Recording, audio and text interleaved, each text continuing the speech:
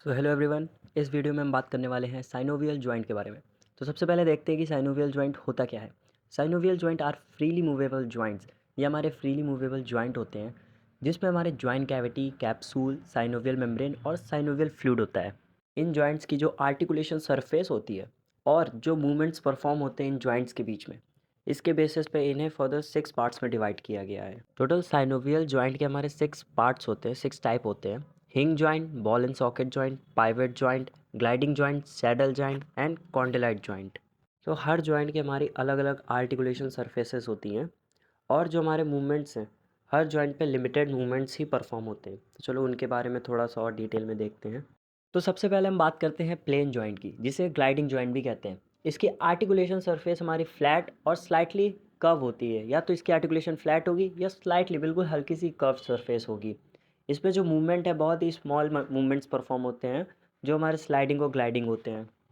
कुछ एग्जांपल्स हो गए जैसे हमारा इंटरकार्पल जॉइंट, इंटरटार्सल जॉइंट और एक्रोमियोक्लेविकुलर जॉइंट। ये हमारे प्लेन या ग्लाइडिंग जॉइंट में आता है। तो हम बात करते हैं हिंग जॉइंट के बारे में। इसकी जो आर्टिकुलेशन सरफेस होती है, हमारी एक कॉन्वेक्स सरफेस होती है और एक कॉनकेव सरफेस होती है। इसमें होता ये है कि जो हमारा कॉन्वेक्स सरफेस है वो कॉनकेव पे मूव करेगा। बेसिकली इसमें 2 मूवमेंट्स होते हैं सिर्फ, फ्लेक्शन एंड एक्सटेंशन। जैसे हो गया हमारा एल्बो जॉइंट हो गया, इंटरफेरेंजियल जॉइंट हो गया और एंकल जॉइंट। नेक्स्ट है हमारा पाइवेट जॉइंट। इसकी आर्टिकुलेशन सरफेस राउंडेड होती है, मतलब जो इसमें मूवमेंट होता है वो हमारा रोटेशन मूवमेंट्स परफॉर्म होता है, जैसे सुपीरियर रेडियो अल्नर जॉइंट या फिर मीडियल एटलांटो एक्सियल जॉइंट। इसके बाद आता है हमारा कॉन्डिलाइट जॉइंट, जिसकी आर्टिकुलर सरफेस हमारी ओवल शेप की होती है। मतलब हमारा एक सरफेस होगा ओवल कॉन्वेक्स होगा और दूसरा हमारा ओवल कॉनकेव होगा। जो कॉन्वेक्स होगा वो कॉनकेव पे मूव करेगा। मूवमेंट्स होते हैं इसमें जैसे फ्लेक्शन, एक्सटेंशन, एबडक्शन, एडक्शन। और जो रोटेशन है वो ट्रूली परफॉर्म नहीं होता है। एग्जाम्पल्स की बात करें तो हमारा आ जाता है जैसे radiocarpal joint, metacarpophalangeal joint और एटलांटो ऑक्सीपिटल जॉइंट।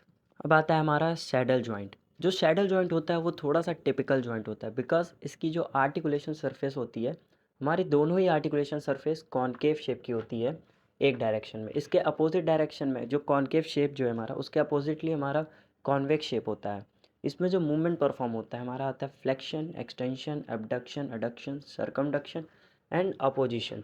एग्जांपल्स में आता है हमारा स्टर्नोक्लेविकुलर जॉइंट जो हमारा सैडल जॉइंट है, और आता है जो फर्स्ट कार्पोमेटाकार्पल जॉइंट होता है, ये भी हमारा एक सैडल टाइप जॉइंट होता है। लास्ट है हमारा बॉल एंड सॉकेट जॉइंट। ये बहुत ही इंपॉर्टेंट जॉइंट होता है, बेसिकली हर एग्जामिनर इसके बारे में पूछता है और ये बहुत ही ज़्यादा पेपर में भी आता है।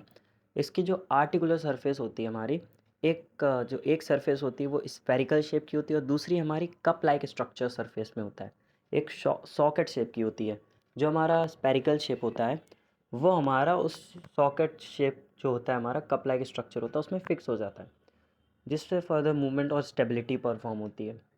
इसमें मूवमेंट्स हमारे सारे ही मूवमेंट्स होते हैं, जैसे flexion, extension, abduction, adduction, rotation और सरकमडक्शन। ये हमारा शोल्डर जॉइंट और हिप जॉइंट में आता है और ये एक wide range of motion provide कराता है।